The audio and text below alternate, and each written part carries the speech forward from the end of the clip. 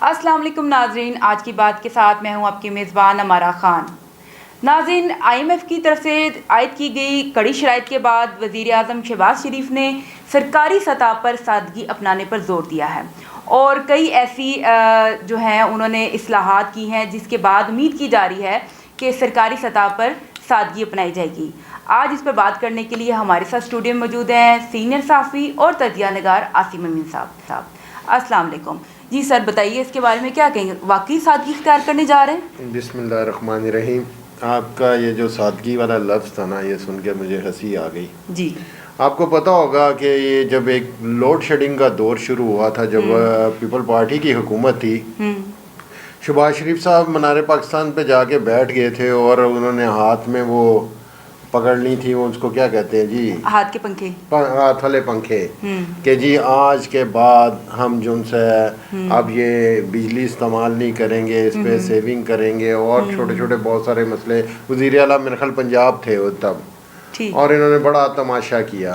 تو اب یہ ایک تماشے کی نئی قسط جو سی ہے یہ شروع ہوئی ہے، جو انہوں نے باتیں کی ہیں وہ باتیں ہو نہیں سکتی۔ ٹھیک، آپ کو پتا ہے کہ پی ڈی ایم کا حکومت میں آنے کے مقصد تھے، اور وہ ان کے مقصد جو تھے کہ انہوں نے اپنے جو بھی فائدے اپنی ذات کو ہو سکتے ہیں وہ لے لیے جائیں۔ ٹھیک ہو گیا۔ اور اسی طرح انہوں نے اپنے یہ بینیفٹ کی خاطر جو وزیر اعلیٰ پنجاب، وزیر اعظم پاکستان شہباز شریف کا ساتھ دیا۔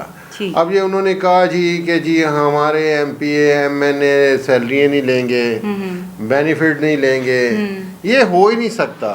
جن کو مفت میں چیزیں لینے کی عادت پڑی ہوگی ہمارا خان صاحبہ، وہ کیسے ان کے بغیر رہ سکتے ہیں؟ سر وہ خود ان کی جس کو 300 لیٹر پیٹرول ملتا ہے، 2000 بجلی کے یونٹ ملتے ہیں، 3000 ان کو ٹیلی فون کے کارڈ فری ملتے ہیں، 10 لاکھ روپیہ سیلری ہے، اور جو بینیفٹ ہے ان کے ہے، گاڑیاں ہیں، نوکر چاکر ہے، ملازمین ہیں، جو وہ کیسے آپ سمجھ سکتے ہیں کہ یہ ایسا ہوگا؟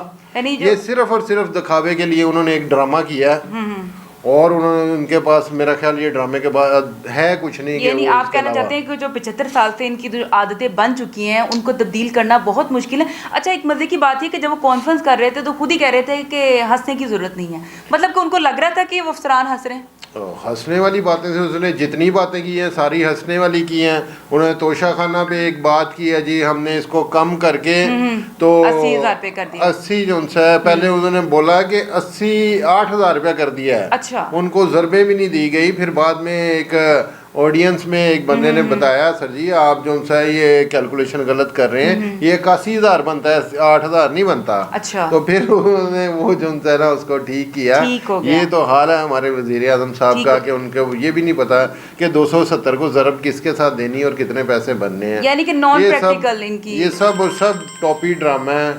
حالانکہ مجھے تھوڑی سی خوشی ہوئی ہے کہ جو قومی اسمبلی میں اجلاس ہو رہا ہے اس میں جو ان کے اتحادی جماعتیں تھیں ان میں سے کچھ لوگوں نے اب چیخنا چلانا شروع کر دی ہے۔ ٹھیک ہو گیا، شاید اللہ کی طرف سے ان کو بھی تھوڑی سی عقل آئی ہے۔ انہوں نے کہا وہ ٹائم اچھا تھا جب پیٹرول 150 روپے لیٹر تھا نا، صحیح، تو ہم کہتے تھے کہ شاید یہ نہیں ٹھیک، صحیح، اور آپ نے اس کے بعد کیا کیا، وہ 150 سے 270 پہ چلا گیا۔ جی، ڈالر اور پیٹرول کو ایک جگہ پہ لا کے کھڑا کر دیا، اور انہوں نے چیخ چیخ کے جو ہے نا اب 3 دن سے اسمبلی میں یہ چیزیں چل رہی ہیں کہ آپ نے پاکستان کا بیڑا غرق کر دیا ہے۔ اچھا جی سر، یہ سپریم کورٹ نے از خود نوٹس لیا ہے الیکشن کی ڈیٹس کے بارے میں کہ الیکشن کی ڈیٹس کیوں نہیں دی جا رہی، تو اس کے بارے میں آپ کیا کہیں گے؟ جبکہ بڑے سخت جو ہے نا بیان آئے ہیں چیف جسٹس صاحب کے، ان کا کہنا تھا کہ الیکشن 90 دنوں میں ہو جانے چاہیے۔ میں تو یہ سمجھتا ہوں کہ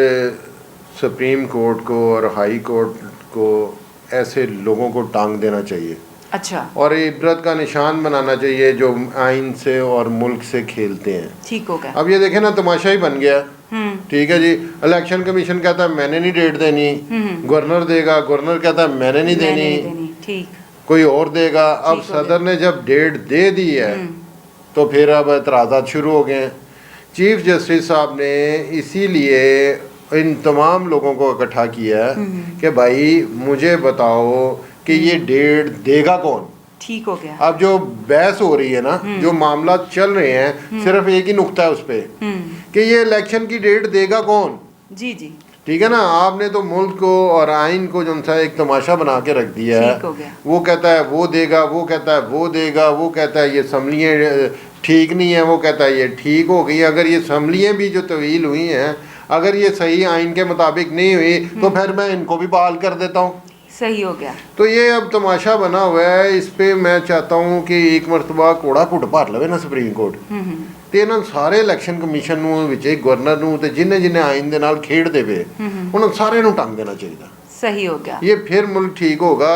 یہ ویسے ملک نہیں ٹھیک ہونا ہمارا صاحبہ کہ جب تک اس میں 2 4 5 10 ایسے لوگوں کو آپ ٹانگیں گے نہیں. ٹھیک ہو گیا. یعنی سر پہلے جو پروگرام میں ہم کہہ رہے تھے کہ جب تک ایک غیر جانبدار نگران حکومت نہیں آئے گی, جب تک شفاف الیکشن ممکن نہیں ہے. تو بات وہی ہے کہ جب بنیاد ہی صحیح نہیں ہے تو آگے ہم امید اچھی نہیں کر پا رہے ہیں. آبے دا بھائی بگڑا پیا سارا, ٹھیک کنے کرنا یہ سارے معاملات ہے. اب مریم صاحبہ نے دیکھا کل کے جلسے پہ, جی جی اس نے عدلیہ کو جنرل فیض کو کتنی تنقید شروع کی ہے. جی سر آپ جو ان سے عدالتوں کو چاہیے کہ ان پہ اچھا طریقے سے ان کو جھگڑیں, ان پہ سزائیں دے کہ یہ تھوڑی ہوتا ہے کہ جو مرضی اٹھے وہ قانون سے ہمارے کھیلے, وہ ججز سے ہمارے کھیلے, اداروں سے وہ کھیلے, پاک فوج سے وہ کھیلے, جو مرضی اٹھتا ہے وہ گالیاں دینا شروع کر دیتا ہے. یہ ایسے لوگوں کو تو عبرت کا نشان بنا دینا چاہیے. جی ناظرین, آپ نے عاصم امین صاحب کو سنا, اور یہ کل رانا ثناء اللہ نے بھی ایک بیان دیا تھا اور انہوں نے کہا تھا کہ سپریم کورٹ سے انصاف کی توقع نہیں کی جا سکتی. اب اس سے اندازہ لگا سکتے ہیں کہ ہم ملک کے اہم ترین اداروں کے ساتھ کیا کر رہے ہیں, اور جو خاص طور پہ جو حکومت میں لوگ ہیں. تو حالات کو بہتر کرنا اور اداروں کا بہتر طریقے سے کام کرنا بہت ضروری ہو گیا ہے تاکہ ملک بہتر طریقے سے چل سکے. اپنی میزبان امارہ خان کو اجازت دیجیے. اللہ نگہبان.